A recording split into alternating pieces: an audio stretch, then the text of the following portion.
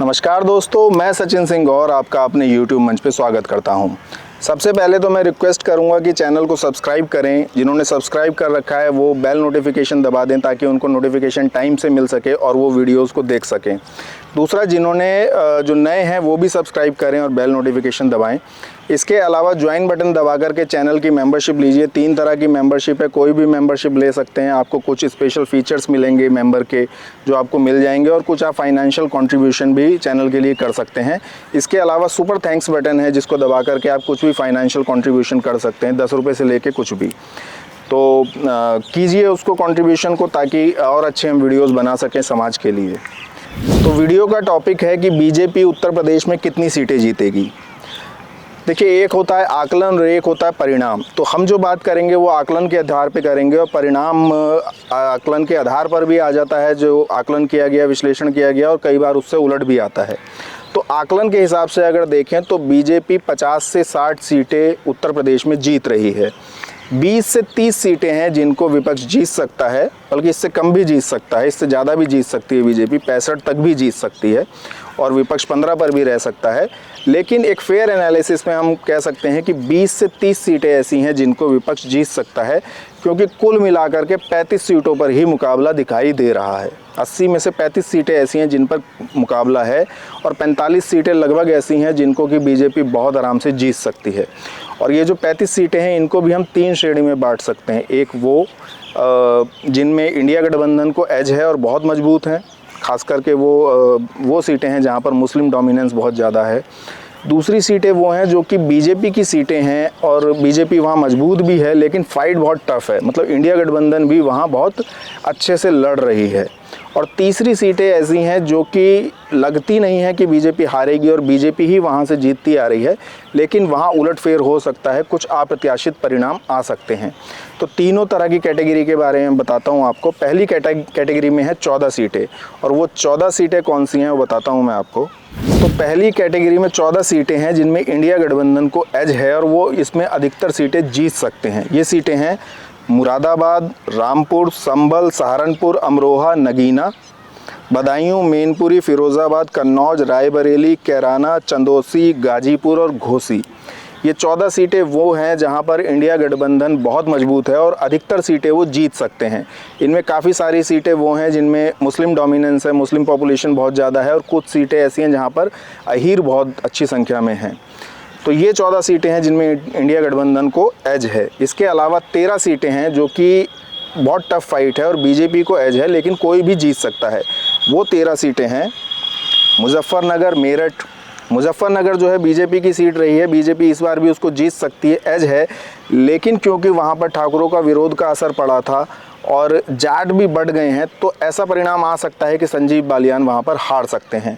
मेरठ भी एक safe seat है वैसे तो बीजेपी की, लेकिन अरुण गोविल को खड़ा किया जाने के कारण से बीजेपी के जो कार्यकर्ता वगैरह थे वो नाराज़ थे, लोगों में कोई खास उत्साह नहीं था, अरुण गोविल ने भी कोई प्रचार नहीं करा ढंग से।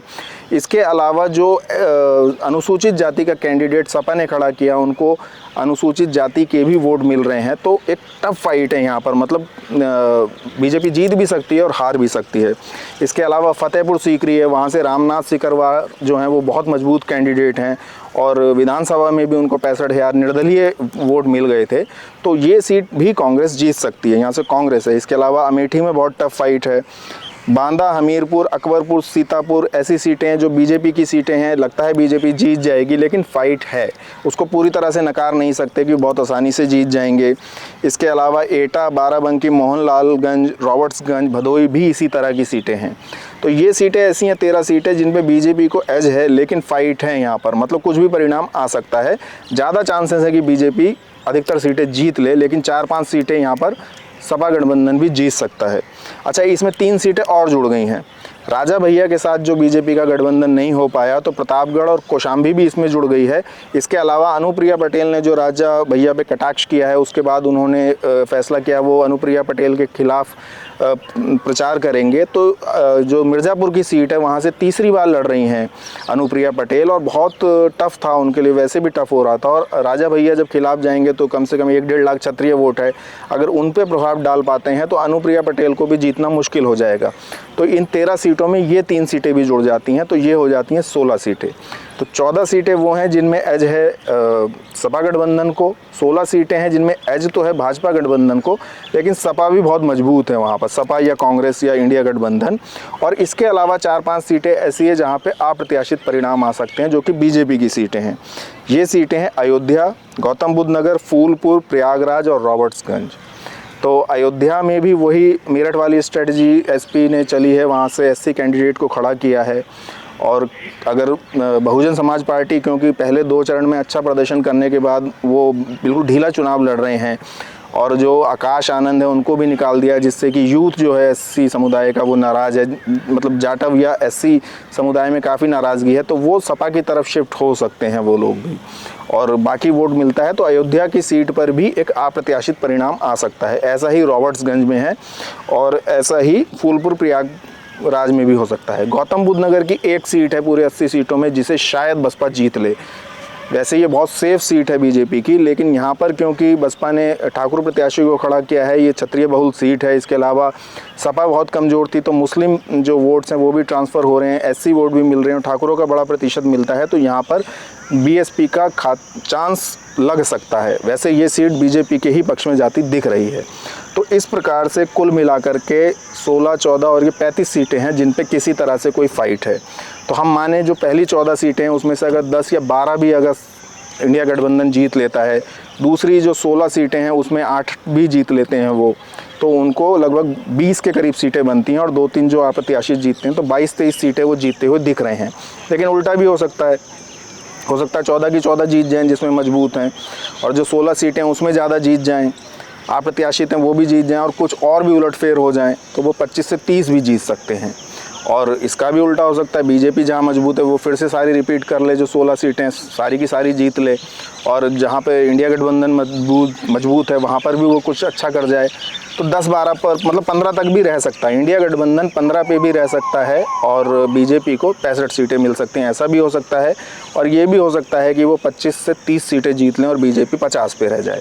तो फेयर एनालिसिस यही है कि 50 से 60 के बीच में बीजेपी की सीटें आएंगी, और 20 से 30 सीटें जो हैं वो इंडिया गठबंधन जीत सकता है। तो ये अभी तक का जो है वो आकलन है, और इसके अनुरूप ये परिणाम आ सकता है। लेकिन क्योंकि इस बार का चुनाव थोड़ा डिफरेंट है, डिफरेंट इसलिए है कि इस बार कोई लहर नहीं है। जैसे 2014 में मोदी लहर थी, 2019 में भी एयर स्ट्राइक वगैरह करा था, एक लहर थी, तो इस बार कोई लहर नहीं है। दूसरा, बहुत साइलेंट चुनाव हो रहा है, उत्साहहीन चुनाव है, बोरिंग एकदम चुनाव है। इसके अलावा जातीय जो गोलबंदी है वो भी बहुत हो रही है, जातियों पे वोट पड़ रहा है, वोटिंग प्रतिशत भी बहुत कम है, गर्मी बहुत ज़्यादा है, और किसी प्रकार का कोई उत्साह लोगों में नहीं दिख रहा है। साइलेंट एकदम से वोटिंग हो रही है, तो बिल्कुल आइडिया नहीं लग रहा है कौन कर रहा है कौन नहीं कर रहा है। इसके अलावा एक खास बात है, जो एंटी बीजेपी वोट हैं खास करके मुस्लिम्स के, वो चंक में पड़ रहे हैं, मतलब बहुत ज़्यादा पड़ रहे हैं, 90 से 95% तक वोटिंग हो रही है। हिंदुओं की वोटिंग कम हो रही है, और जो हो रही है वो हिंदू ध्रुवीकरण नहीं है जैसा 2014 और 19 में था, तो जातीय आधार पे भी वोटिंग हो रही है।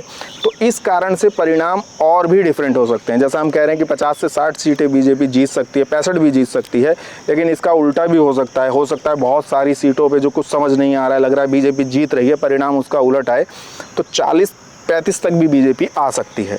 तो कुल मिलाकर ये है, आकलन के हिसाब से वो 50-60 सीटें जीत रहे हैं, 62-63 भी हो सकती हैं। लेकिन जिस तरह से वोटिंग हो रही है, जिस तरह का चुनाव है ये, उसमें कुछ अप्रत्याशित होता है, तो 30-40 सीटें भी आ सकती हैं।